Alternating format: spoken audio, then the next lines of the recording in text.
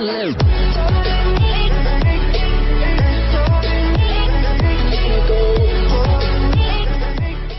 truck driver working at the bottom of Australia's deepest gold mine gets loaded up with about 55 tons of precious cargo, hard rock blasted from the earth and containing small specks of the yellow metal.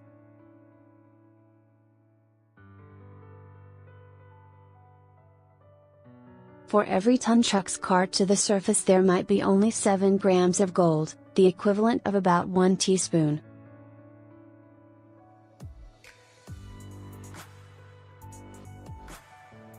Driving at the speed limit of 30 kilometers an hour, it takes drivers just under 2 hours to make their way to the surface to dump their load and head back down.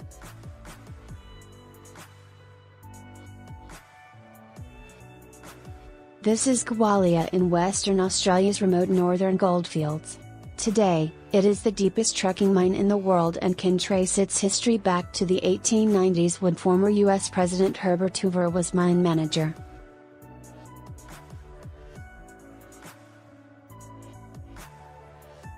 The mine's rich yet bloody history includes the deaths of 83 miners between 1898 and 1995 when 24-year-old diamond driller Graham Martin died on the job.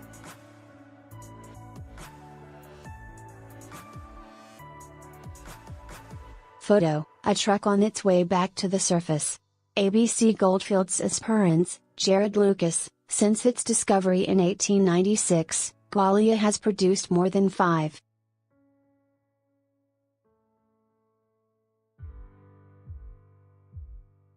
million ounces, worth about $10 billion at today's gold price, to make it one of the richest gold mines in Australia's history.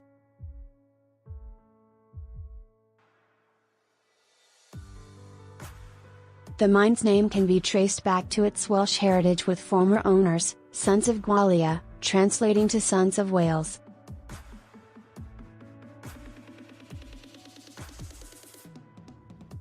Sons of Gwalia is now known for one of the biggest corporate collapses in Australian history, with its 2004 demise marked by debts of more than $800 million.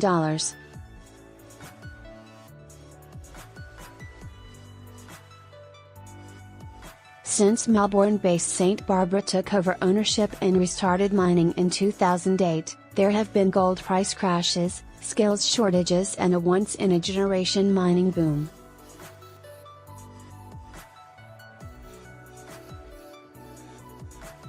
But it has been a defining decade in Gwalia's history, during which the mine has produced more than 2 million ounces of gold.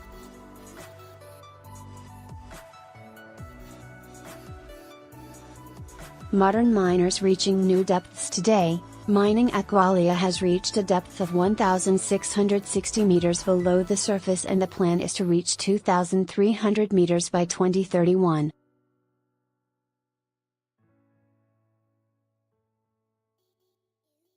Gwalia employs 170 St Barbara workers, mostly on the processing plant, and 430 contractors who take care of mining.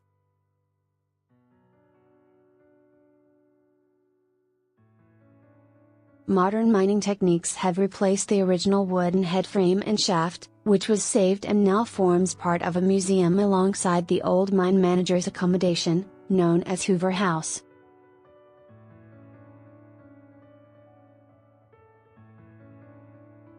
The underground portal which was blasted into the bottom of a giant open pit also bears the name of the 31st President of the United States.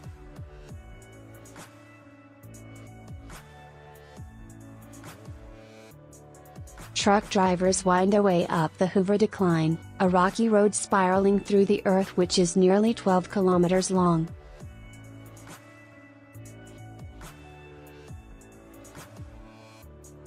In a 12-hour shift, truck drivers typically manage about 4 return trips from underground to the surface.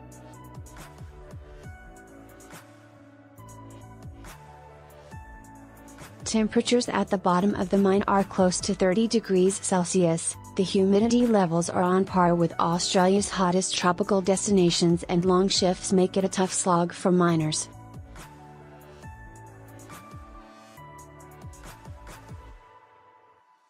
New ventilation to improve conditions for workers. One of the biggest challenges to extend the mine life at Gwalia is to get chilled air from the surface to the miners working below.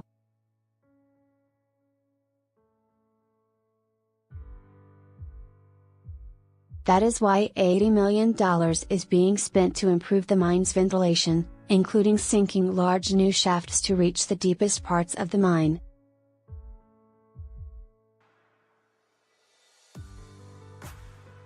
St. Barbara Managing Director Bob Vassie said there was no end in sight for Gwalia.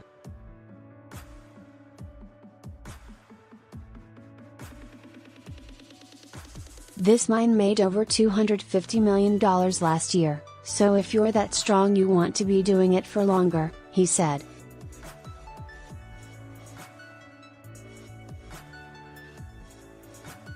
Our previous mine life was only to 2024, and we've been able to extend it out to 2031, but the only way we can do it is by adding more ventilation.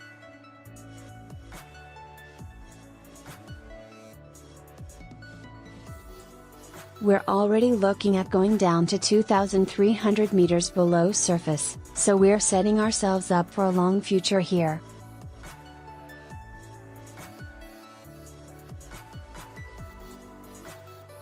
Waste rock to stabilize old mine workings. The deeper mine plan will see the truck fleet expanded from 9 to 15 over the next 3 years, creating more diesel emissions, which makes air quality another consideration.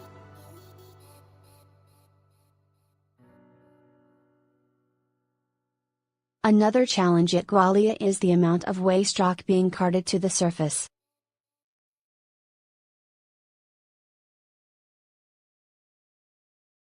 About 1 in 5 trucks carries waste rock, but soon that problem will be solved because of an innovative feat of engineering.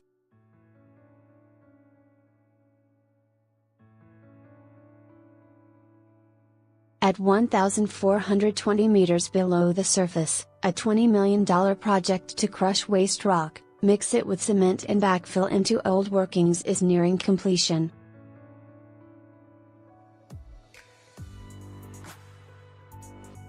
It has taken more than 12 months to install the paste aggregate fill plant, which included carving out huge underground caverns to house the equipment.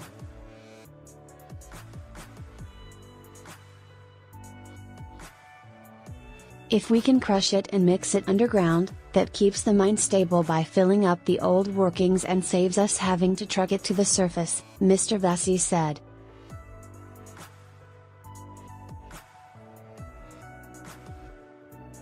There are geotechnical challenges with mining at depth, but we are fortunate that our rocks are quite yielding and forgiving.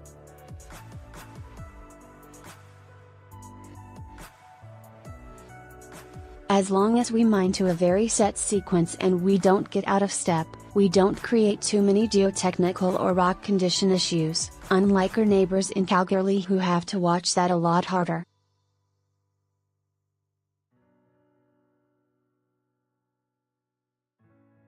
It does get hot the deeper you get, and the humidity from groundwater means it can get pretty intolerable, so it's really about adding ventilation and mining in a certain sequence that keeps everything safe.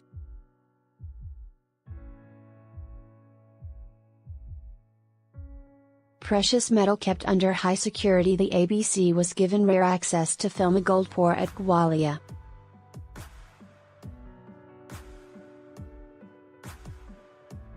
Photo: each gold bar is weighed and stamped before being shipped off to the Perth Mint.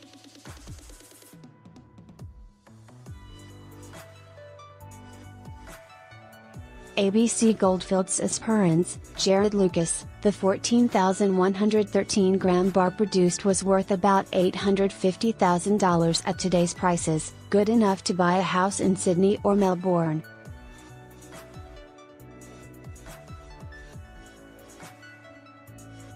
Most gold bars at Gwalia are typically worth $1 million, with some of the highest purity gold in the country averaging around 92%.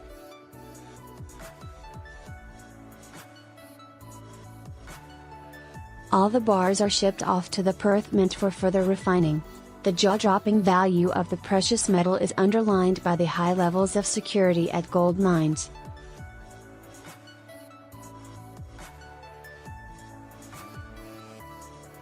As one worker quipped, $10 million worth of iron ore from WA's Pilbara would take a bulk carrier a few weeks to sell to China, but $10 million of gold could fit easily in the boot of a standard car.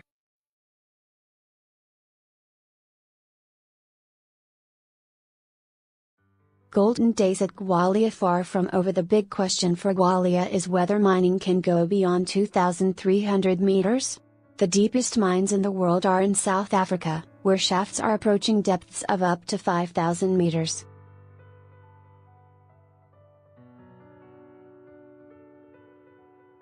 Mr. Vassi said safety was the biggest consideration in mining deeper. What happens after that, 2,300 meters, is controlled by your mining rate and the design of your workings, he said.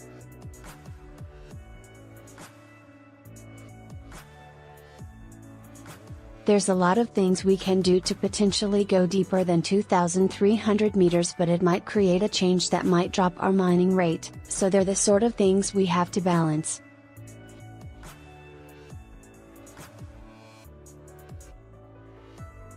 A future out to 2031, that's quite a long future in terms of Australian gold mining.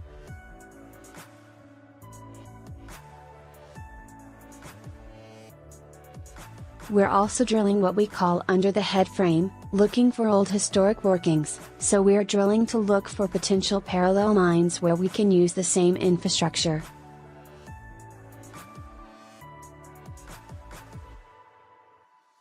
Fond memories from Ghost Town. The sudden closure of the mine in December 1963 turned Gwalia into a ghost town virtually overnight, as the population fell from about 1,200 to just 40 people in 3 weeks.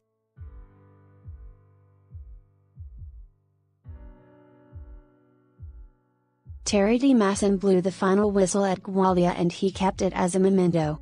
The 73-year-old was a teenager working as an apprentice fitter at the time.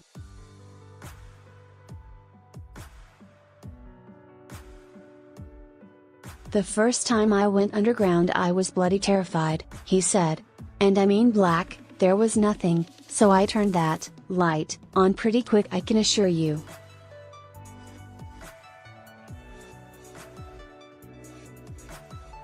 Somehow I found where I was going. Mr. D. Masson remembers how the old miners used timber for ground support, instead of the steel used today.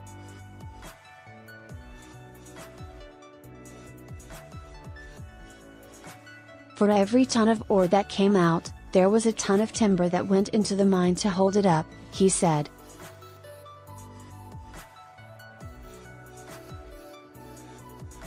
Horses worth their weight in gold. Mr. D. Masson recalled how horses were used underground until 1958 to push rail carts full of gold-bearing ore.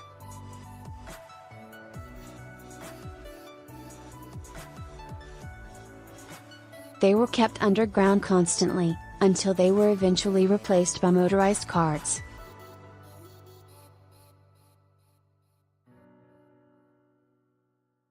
As a child, Mr. D. Masson can remember the horses being brought back to the surface.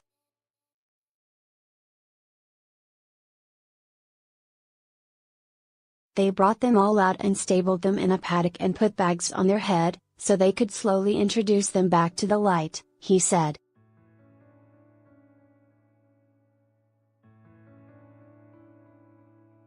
They couldn't see because they were in darkness all the time. That was pretty amazing.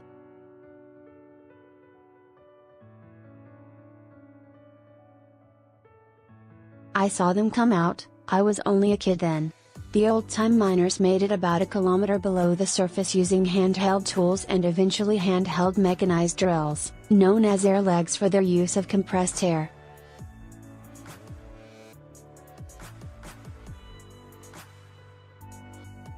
In the late 1990s, Mr. D. Masson went back underground at Gwalia for the first time since it closed.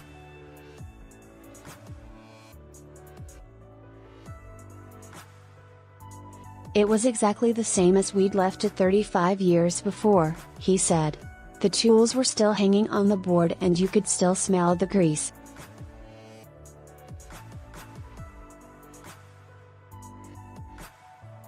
It was like we walked out the day before. Mr. D. Masson said he was excited Gwalia was heading for new depths.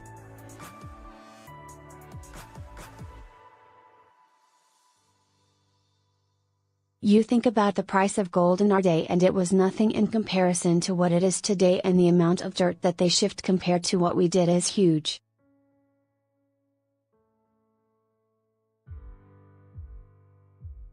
They're using trucks and we were using small carts. More stories from Western Australia.